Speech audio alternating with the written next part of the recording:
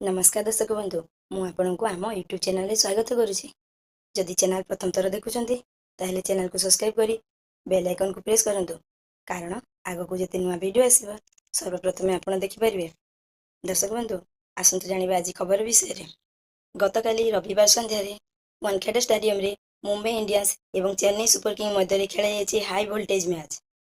चेन्नई विपक्ष एही मैच रो प्रथम इनिंग्स रे ऋतुराज एवं शिवेंग दुबे सह माही विस्फोरक बैटिंग देखा मिली।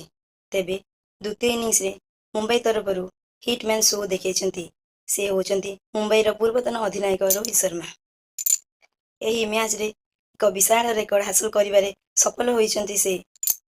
चेन्नई विपक्ष यही मैच रे छक्का मारिबे एक बृहत रेकर्ड निज नाँ रे करि नैचंती। T20 विश्वकप इतिहास रे भारतर तथा एशियार प्रथम खेलाड़ी भाव में 500 छक्का मारिछंती रोहित शर्मा। चेन्नई विपक्ष मैच पूर्व रोहित यही फॉर्मेट रे 497 छक्का मारिथिबा बेले यही मैच रो तृतीय छक्का तांको यही रेकर्ड समकक्ष करछि। चेन्नई रो स्टार बोलर रविंद्र जाडेजा, तुषार देशपांडे एवं रहमान को बॉल रे छक्का मारी रोहित यही रेकर्ड निज नाम रे करछंती।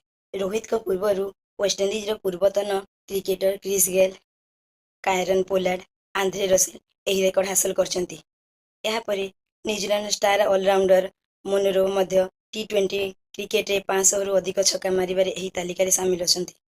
तेबे गेल सर्वाधिक 1056 छक्का मारिथिबा बेले पोलार्ड 860 एवं रसेल 678 एवं मुनरो 548 छक्का मारिछंती। रोहित शर्मा विश्वर चतुर्थ खेलाड़ी भाव में 500 छक्का मारी एही तालिका रे शामिल अछंती।